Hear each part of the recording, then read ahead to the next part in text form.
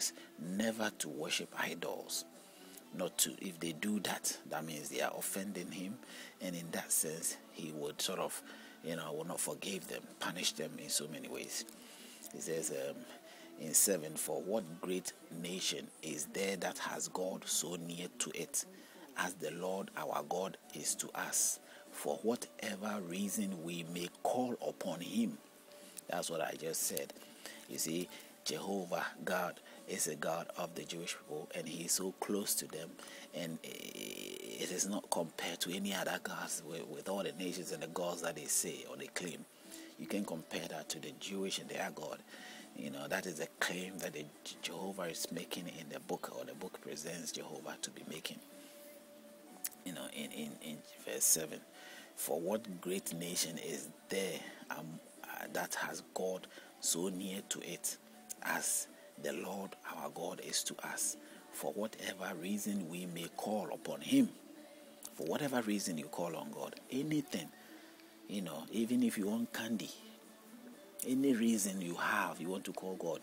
Somebody slap you, you want to call on God. Yes, he's so close that you can reach him for minor issues. Any reason. He didn't say some, he said any reason.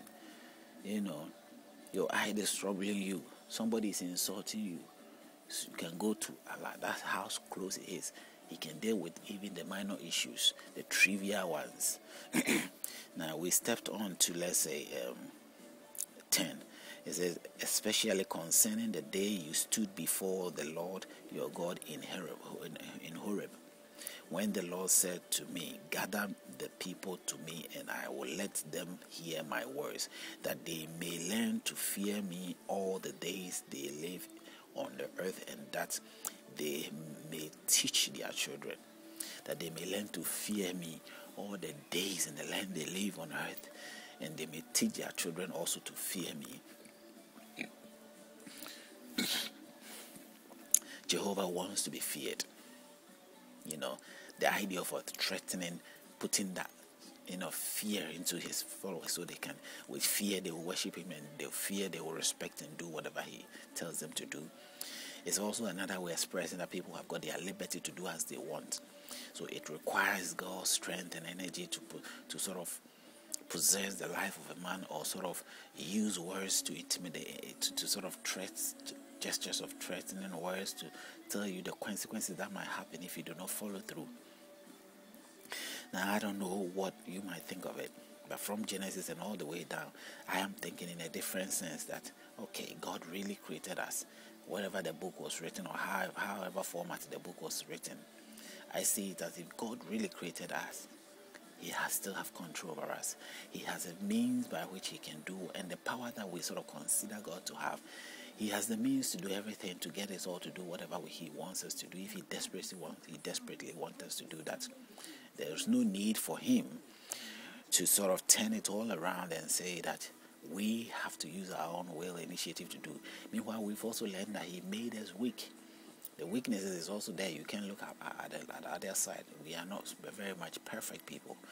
So knowing all that, why would he then put us through the state of which he will not be able to achieve what he wants to achieve? That is putting us into that trap state. Somebody is fully aware of our condition. He knows we can do some things that he's asking us to do, and yet he says we should do it. And he says in the book, so I will give you the strength to be able to do, to carry out, to be able to endure whatever test that comes upon you. And clearly, we don't have what it takes to endure whatever test that is coming upon us. We can go through, you can see so many things that will happen to the human race as a result of the teachings or the writings of the book, or as the book has revealed. And you will see whether we are actually having the benefit of, as it's been stated, that I'll give you the strength to endure anything. There is no strength there. People, as I said, I gave you once of the video about a Hollywood show which talks about Goya's ghost, which revealed an appointed clergy or something who was among the Roman church, and he was meant to implement some rules, some old rules that has been abolished. They have to reinstate the rule and see it through. So he was in charge of that. And in order they sort of apply some means to get people to say or to confess to some things, and he suggested that means by which pain will be executed, or a pain will be used to sort of let people speak, confess. And a rich man's daughter was put into that situation, and the rich man then put the same clergyman onto the same test, that whatever he did to her daughter, he also will do the same thing to him. And let's see if God will give him the energy, the strength to endure it. Now here was the clergyman who has implemented this idea, yet he couldn't fulfill it because the pain was too much. Meanwhile, he was arguing with the rich man, telling him that no, God will give you the strength that you may be able to endure and take and handle the test that will come upon you. Now he was put into the same test, and the pain, he couldn't take the pain. There he was, he gave in. He gave in to the disgraceful, what do you call it?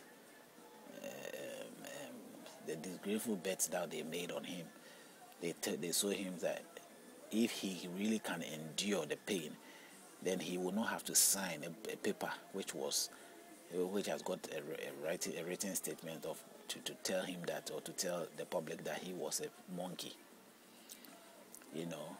So in this sense,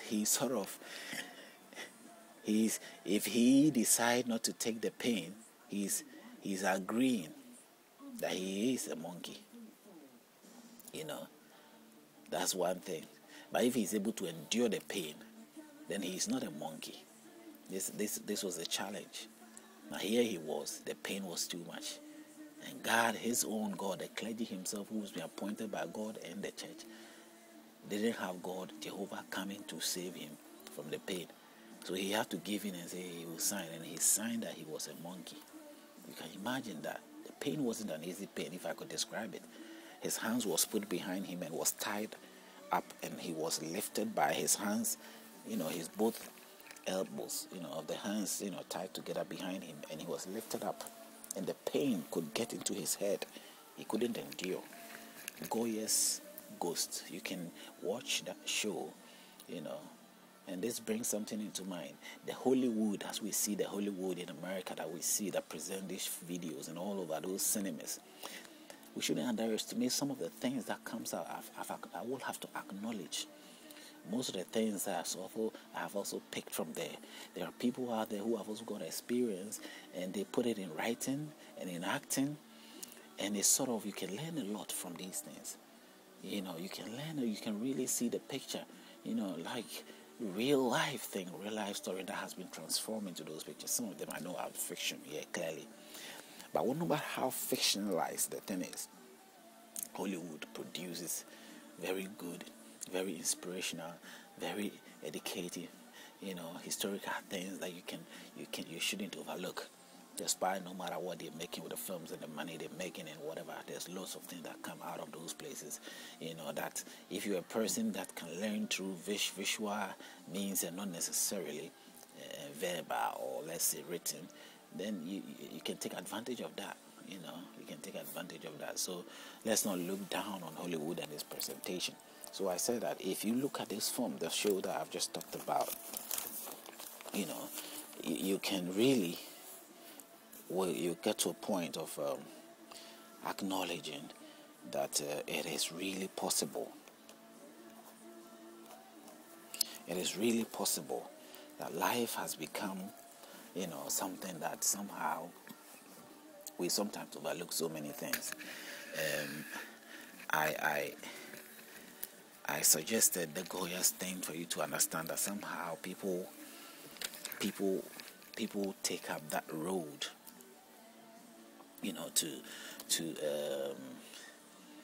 to sort of use whatever it is that means that is available to them in the name of God, to do whatever they want to do. And whatever the pain was, whatever the idea was to be able to get information from the poor little woman, poor little girl, and the not in a means which is acceptable which is not acceptable necessarily to the parents. Maybe acceptable to him who is in charge, but not necessarily to the family, because everybody accepts discipline here and there.